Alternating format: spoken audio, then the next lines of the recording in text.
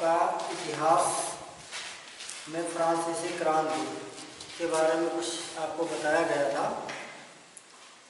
आपको ये बताया गया था कि 1789 में फ्रांस की क्रांति हुई थी। उस समय फ्रांस का जो समाज था 3 स्टेट्स में बटा हुआ था, फर्स्ट, सेकंड और थर्ड। पहले स्टेट में कौन थे? राज परिवार के सदस्य थे। सेकंड में अदर जो कुलीन वर्ग थे, बड़े लोग थे, पादरी वर्ग थे। और थर्ड वाला जो स्टेज था वो निम्न लोगों का था, गरीब, किसान, मजदूर, कामगार। अब इससे आगे हम लोग पढ़ते हैं। आपका जो इसमें हेडिंग है क्रांति की शुरुआत। क्रांति की शुरुआत। क्रांति की शुरुआत कैसे हुई फ्रांस में?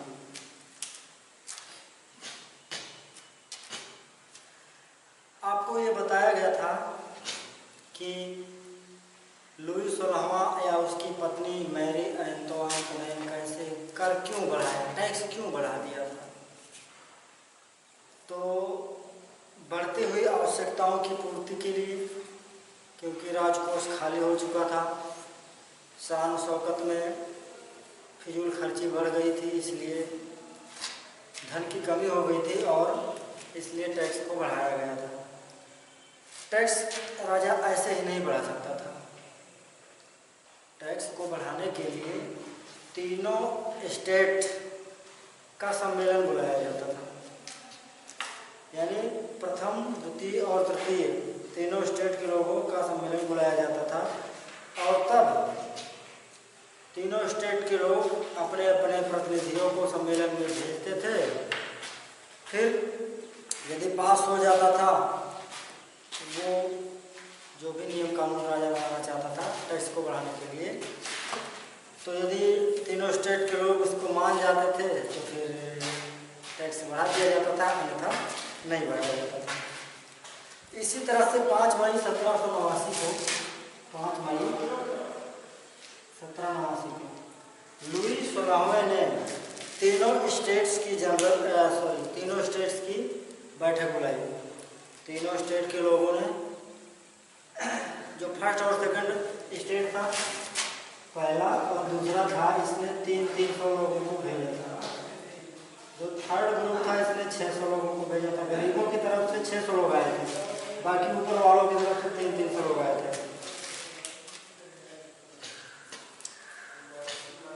लेकिन इस सम्मेलन में जो महिलाएं थे या वृद्ध थे या कारीगर थे, इन्हें नहीं बुलाया गया था। हाँ, इनकी तरफ से कुछ पत्र लिखे गए थे, इनकी मांगों से समर्थित कुछ पत्र लिखे गए थे कि हमको ये चीज़ यहाँ पे चाहिए, तो उन पत्रों को वहाँ भेजा गया था सभा में। स्टेट्स जनरल की बैठक 5 मई 1789, 300 बाकी 600। इसमें कई वर्गों के लोग थे, इसमें कई वर्गों के लोग थे, इसमें भी कई वर्गों के लोग थे। कई वर्गों का मतलब जैसे आज हमारे यहाँ जाति व्यवस्था है, इस जाति के इतने लोग, उस जाति के इतने लोग। तो इसमें वोटिंग होता था, बात विचार करने के बाद वोटिंग होता था और एक वर्ग का एक वोट माना जाता था, यानी कि हर एक ग्रुप का एक वोट माना जाता था। लेकिन जो ये थर्ड ग्रुप था इसने कहा कि ऐसा अब ना किया जाए, अब तो एक व्यक्ति का एक वोट किया जाए, जैसा आज हमारे यहाँ होता है, एक व्यक्ति का एक वोट। तो थर्ड स्टेट ने कहा कि एक आदमी का एक वोट माना जाए। फिर जिस निर्णय के पक्ष में ज़्यादा वोट पड़ेंगे वही मान लिया जाएगा। यदि टैक्स बढ़ाने के पक्ष में ज़्यादा वोट पड़ेंगे तो मान लिया जाएगा, टैक्स बढ़ा दिया जाएगा। लेकिन अदर दोनों स्टेट्स ने ये बात मानी नहीं, ये दोनों नहीं माने, नहीं, एक व्यक्ति का एक वोट नहीं होगा। इसलिए ये वर्ग नाराज होकर बाहर चला गया। फिर इसने अपने आप को अलग तरीके से संगठित करना शुरू कर दिया, अलग तरीके से अपने आप को सोचना और प्रस्तुत करना शुरू कर दिया। स्थान था टेनिस कोर्ट। यहाँ टेनिस खेला जाता था फ्रांस में।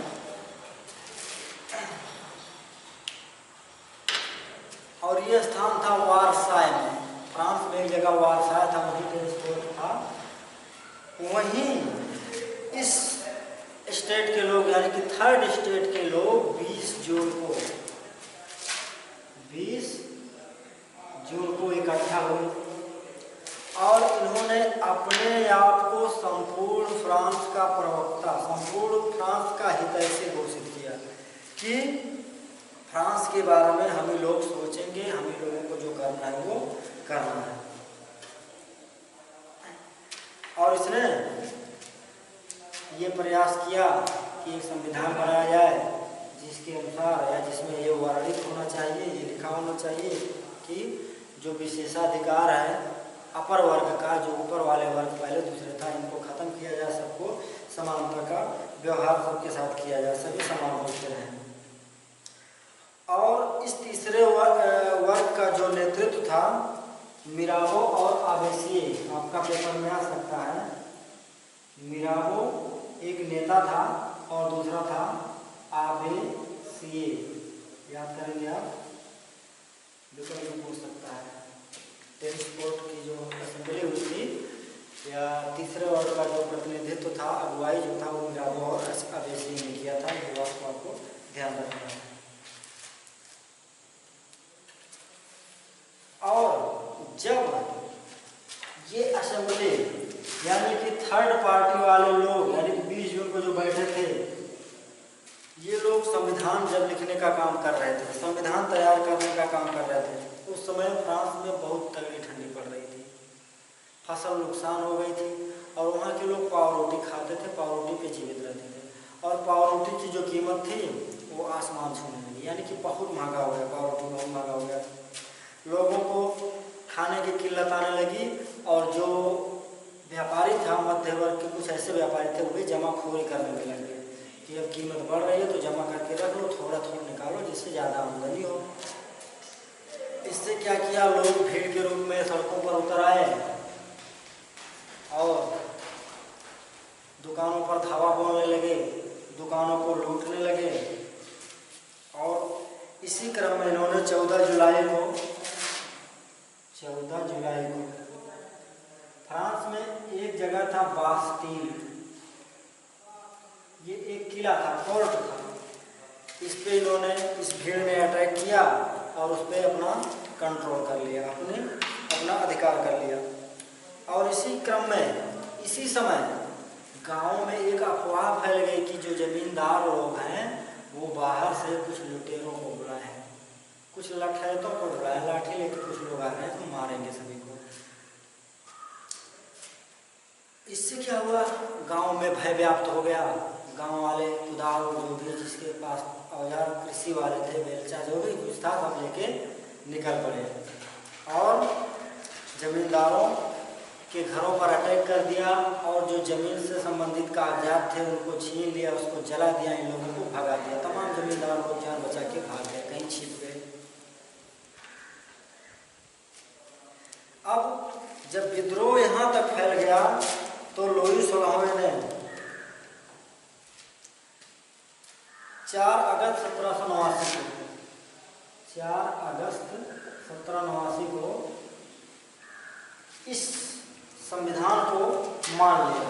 यानी कि ये जो नेशनल टेनिस कोर्ट में जो असेंबली बैठी थी, इसके द्वारा बनाए गए संविधान को 4 अगस्त 1789 को मान लिया और ये भी कह दिया कि भाई अब किसी को कोई विशेषाधिकार नहीं दिया जाएगा, सब समान रूप से हैं, कोई टैक्स नहीं लिया जाएगा, सब मिलजुल के रहेंगे।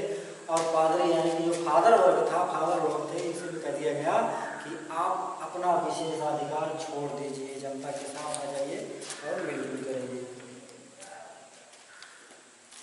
इसी के साथ फ्रांस राजतंत्र बन गया, वो भी संवैधानिक राजतंत्र, यानी कि राजा तो रहेगा, लुई 16वां ये तो रहेगा, लेकिन संविधान भी बन गया, अर्थात फ्रांस जो था वो संवैधानिक राजतंत्र बन गया। और शक्तियों का जो बंटवारा था वो कार्यपालिका में कर दिया गया। कार्यपालिका, न्यायपालिका, विधायिका क्या है, ये जब आपका हम आगे के पाठ में जब नागरिक शास्त्र वाला पाठ पढ़ाएंगे तो उसमें सबकी व्याख्या कर देंगे, उसको बता देंगे। और 1789 में बन गया संविधान। अब आते हैं 1791 में। 1791 में एक नियम बनाया गया और उसके अनुसार जो कानून बनाने का काम था वो नेशनल असेंबली को दिया गया। नेशनल असेंबली माने यही जो टेनिस कोर्ट में बैठे थे लोग, इन्हीं लोगों को दे दिया गया। और नेशनल असेंबली का चुनाव करने के लिए एक प्रतिनिधि सभा का चुनाव किया जाएगा, यानी कि कुछ लोगों को चुना जाएगा तो वो लोग नेशनल असेंबली में कौन जाएगा उसे चुनेंगे, यानी कि 2 बार चुनाव। यानी कि जैसे अगर हम कहें सांसद चुनने का अधिकार इसी तरह से किया जाए और ये कहा जाए कि सांसद के लिए वो वोट डालेंगे जो अमीर हों, जो टैक्स देते हों, जो सरकार को लगान देते हैं, आयकर जो देते हों, ऐसे लोगों। तो इसी तरह की व्यवस्था वहाँ की गई थी। और यहाँ वोटिंग करता था वो जो लगभग लाख रुपया का टैक्स देता था, यानी कि जो राजा को कर देता था, आयकर देता था, जो अमीर था, लखपति था, वो वोट देता था। गरीब आदमी वोट नहीं देता था। ऐसा नियम बनाया गया था। महिलाओं को नागरिक ही नहीं समझा गया कि ये नागरिक हैं देश के, नहीं, इनका वोट का कोई महत्व नहीं, इनसे वोट भी नहीं लिया जाता था। इनके लिए ये मान्यता कर दिया गया कि इनका काम है केवल घर की देखभाल करना, चूल्हा चौका करना, ये सब इनके लिए नियत कर दिया गया। इसके बाद नेक्स्ट जो आता है हेडिंग,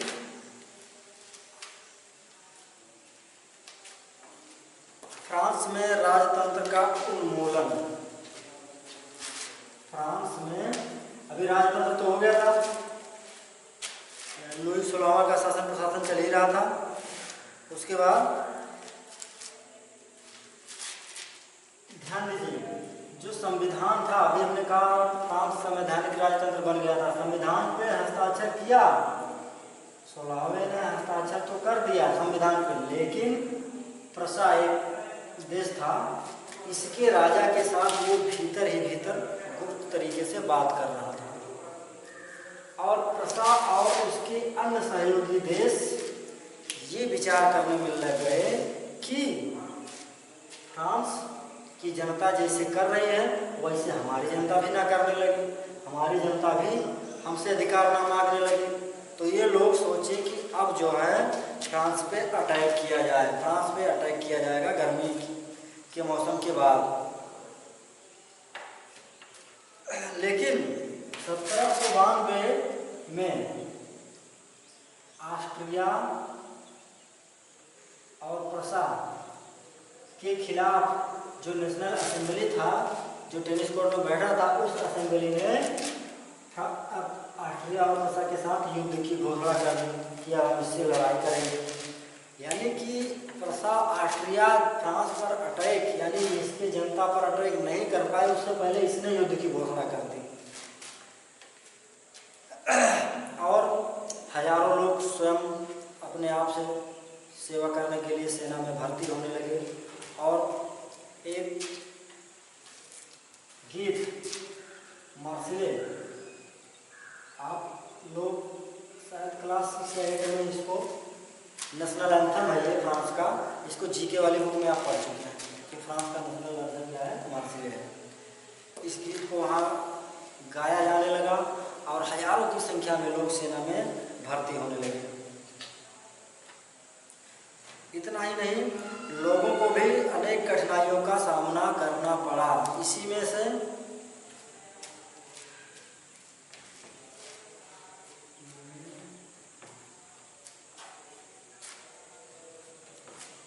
और इन कठिनाइयों के बीच लोगों ने अपने अपने कुछ दल, कुछ पार्टी या कुछ क्लब जिसको कहते हैं बनाने शुरू कर दिए।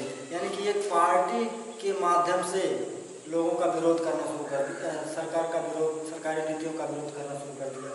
अकेले आप कितना भी चिल्लाओगे कुछ नहीं कर पाओगे। जैसे कहा गया है अकेला चना भाव नहीं फोड़ता, तो अकेले कितना भी चिल्लाएंगे तो कुछ होने वाला नहीं है। जब समूह में जाएंगे तो आपकी बात सुनी जा सकती है। तो इस तरह से लोग क्लब या पार्टियां बना के विरोध करने लगे। इन्हीं पार्टियों में एक था जैकोबिन क्लब। जैकोबिन क्लब, ये क्लब ज़्यादा सफल रहा था उस समय।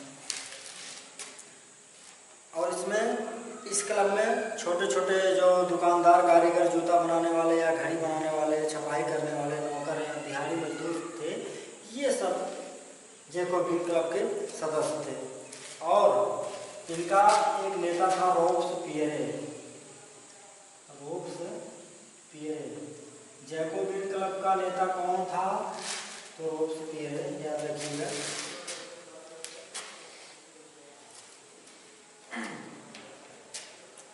तो रोब्सपियरे के नेतृत्व में हजारों स्वयं सेवकों के दल ने, हजारों लोगों ने राजा के सम्मुख विद्रोह कर दिया। राजा के सम्मुख लड़ाइयाँ या आंदोलन छेड़ दिया। इसके बाद 1792 के लास्ट तक जाते जाते ही फ्रांस में जो राजशाही था, जो राजतंत्र की व्यवस्था थी, उसको खत्म कर दिया गया, यानी कि गणतंत्र बना दिया गया। गणतंत्र कर दिया गया उसको, यानी कि अब राजा वंशानुगत नहीं होगा, अब राजा जन्म के आधार पर नहीं होगा, बल्कि क्या होगा? गणतंत्र होगा। क्या यानी इसका मतलब जनता चुनेगी राजा को, यानी कि जो देश का मुखिया होगा उसका चुनाव जनता करेगी। और इस तरह से नेता था रोब्सपियरे। तो रोब्सपियरे जो था फ्रांस का मालिक बन बैठा, फ्रांस का प्रधानमंत्री बन बैठा। और ये इसके काल को 1793 से 1794 तक इसका काल चला था। और इसका जो टाइम था वो काफ़ी आतंक वाला समय था। इसके खिलाफ जो भी आए अधिकारी या राज परिवार के सदस्य, राज परिवार से संबंध रखने वाले या जमींदार, सबको क्या करता था? ये मरवा देता था। उस समय एक मशीन थी गिलोटिन। ये ऐसी मशीन होती थी, 2 खंभे होते थे, उसमें आरी लटका हुआ मशीन होता था और उसमें लोगों का उससे चढ़ा के गला रेत दिया जाता था। तो इसी गिलोटिन पे वो चढ़ा देता था। जो भी आंदोलन के दौरान जो भी रोब्सपियरे का या जैकोबिनों का विरोध किए थे, जो भी अधिकार प्राप्त वर्ग थे, जो ज़्यादा सहूलियतें पाने वाले लोग थे, या इसके जो कट्टर विरोधी थे, इन सबों का क्या किया? इसने मरवा दिया गिलोटिन पे चढ़ा के। इसके बाद एक हेडिंग पर आपका है डायरेक्टरी।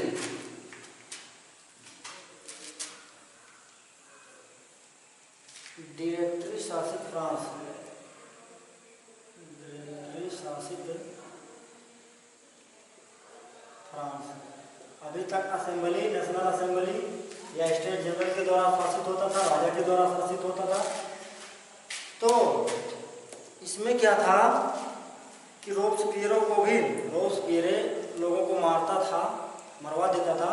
और महंगा जो आटा होता था या महंगे खाद्य पदार्थ होते थे, उस पर रोक लगवा दिया गया था।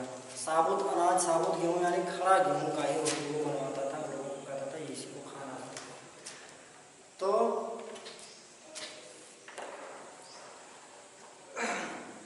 1794 में रोब्सपियरे को भी न्यायालय के द्वारा दोषी ठहराया गया और इसी को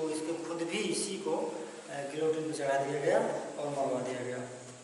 आगे देखते हैं डायरेक्टरी शासित फ्रांस। डायरेक्टरी क्या था? ये भी एक संस्था था, शासन प्रशासन करता था। जैकोबिन शासन का जब पतन हुआ, यानी कि जब रोब्सपियरे वाली सरकार का एंड हुआ, इसका खात्मा हुआ, तब जो सत्ता थी वो मध्य वर्ग के पास चली गई। मध्य वर्ग का मतलब जो पढ़े लिखे लोग थे उस वर्ग के पास चली गई, और उसमें भी जो संपन्न लोग थे उनके हाथों में चली गई। और इन लोगों ने अपना शासन संपन्न थे और जो गरीब तबका था, जो गरीब वर्ग था, उसको इन्होंने मताधिकार से वंचित कर दिया। यानी कि कहा कि जो गरीब वर्ग हैं, जो कमज़ोर हैं, ये वोट नहीं देंगे।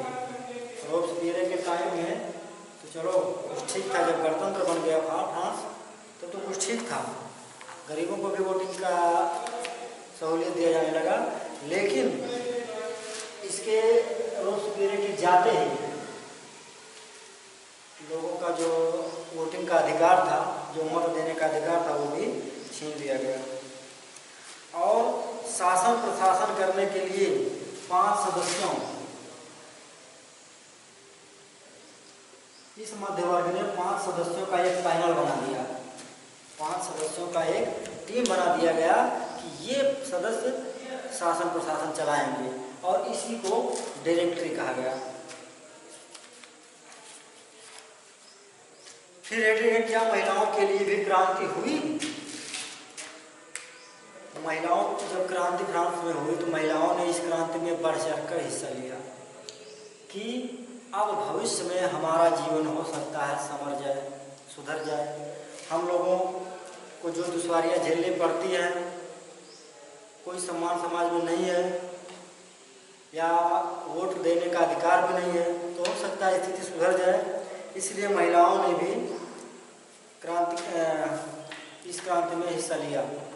लेकिन रिजल्ट क्या निकला? इनकी स्थिति में कोई खास सुधार नहीं हुआ। इन्हें केवल खाना पकाना, बच्चों की देखरेख करना, पानी लाना, तमाम घर के कामकाज तक ही सीमित कर दिया गया। फिर क्या हुआ? कुछ पढ़ी लिखी महिलाएं, इन्होंने भी अपना क्लब बनाना शुरू किया, अपनी पार्टियां, अपनी टीम बनाना शुरू कर दिया। इसी में एक पार्टी था the society of revolutionary and Republican women, ऐसे आपको जान लेना है। ये सर्वाधिक सशक्त क्लब था,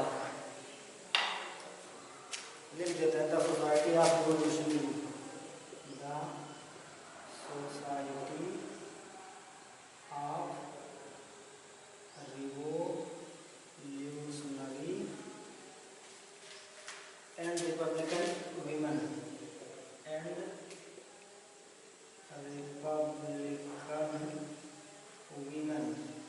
ये सबसे मजबूत क्लब था। इसने अपने लोगों के, अपने सदस्यों के माध्यम से, सदस्यों के जोर से ये प्रयास किया कि महिलाओं को भी राजनीतिक संस्थाओं में या राजनीति में जगह दिया जाए, उनको भी या उनकी स्थिति को भी सुधारने का प्रयास किया जाए। और ये क्लब कुछ सफल भी रहा। विश्वविद्यालय खोले गए, सरकारी विद्यालय खोले गए, इसमें महिलाओं को या लड़कियों के लिए शिक्षा को अनिवार्य किया गया। और ये भी तय किया गया कि अब ये कोई कुछ भी मतलब कलाकार या टीचर या साइंटिस्ट जो भी बनना चाहें बन सकती थी, या कोई व्यवसाय करना चाहती थी तो कर सकती थी। एक हेडिंग है दास प्रथा का उन्मूलन। दास प्रथा का उन्मूलन। उस समय क्या था कि क्योंकि औद्योगिक क्रांति भी हुई थी, उद्योगों में भारी मात्रा में वस्तुओं का उत्पादन होता था, तो इसके लिए काम करने के लिए लोगों की जरूरत पड़ती थी और इसके लिए व्यक्तियों को या लोगों को दासों के रूप में खरीदा और बेचा जाता था। जैसे यूरोपवासी तमाम देशों को उपनिवेश यानी कि अपना गुलाम बना रहे थे और उनके यहाँ जो उनके संसाधन होते थे, उनके रिसोर्सेस होते थे प्राकृतिक, उसको अपने लिए यूज करते थे, अपने लिए प्रयोग करते थे। और वहाँ पे कोई बागान लगाते थे या और कोई काम करवाते थे तो उसके लिए दूसरे देशों से दास को पकड़ के ले जाते थे। तो ऐसे भी दुनिया की बढ़ती हुई आवश्यकताओं को पूरा करने के लिए अधिक लोगों की मेहनत की ज़रूरत थी और इस मेहनत को अफ्रीका, अमेरिका और फ्रांस इन लोगों ने मिलकर दासों का आयात करना शुरू किया, यानी दासों को खरीद के मंगाना शुरू किया और अपना व्यापार आगे बढ़ाना शुरू किया।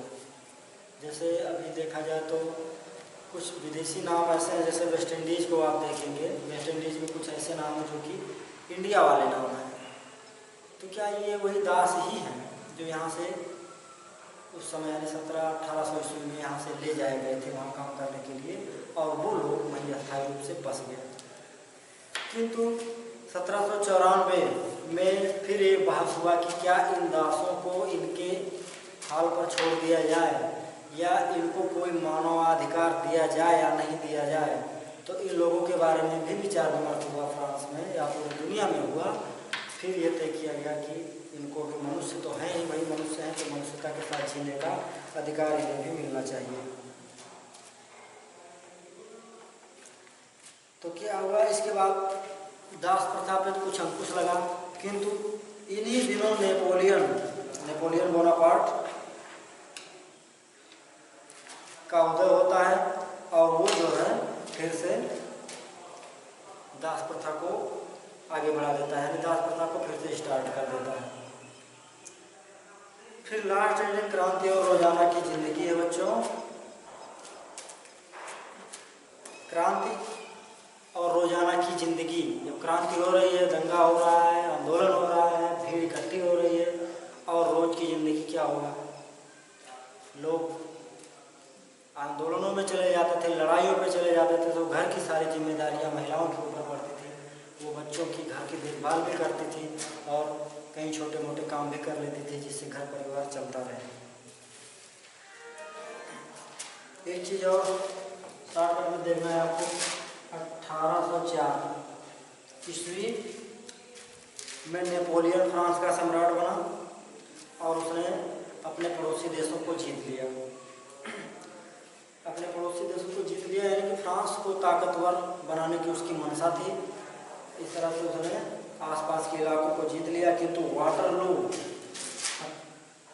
1815 में एक जगह था वाटरलू, इस मैदान में नेपोलियन हार गया था। 1804 में सम्राट बना था और फ्रांस को सशक्त बनाने के लिए, मजबूत बनाने के लिए उसने आसपास के देशों को जीतना शुरू कर दिया। किंतु 1815 में वो वाटरलू में हार गया था। तो फ्रांस की क्रांति में बस इतना रहेगा। फिर अगले वीडियो में यूरोप में समाजवाद एवं रूसी क्रांति, अभी तो हम रूस के क्रांति के बारे में अगले वीडियो में बताएंगे। इतना जानिएगा क्योंकि ये विश्व इतिहास है, मुझे लगता है कि आपको एक बार में समझ नहीं आएगा। वीडियो देखिएगा, ध्यान से देखिएगा, एक बार नहीं 2-3 बार देखिएगा, तो कुछ बातें दिमाग में आनी शुरू हो जाएंगी। ओके, आज की वीडियो में बस इतना ही। Thank you.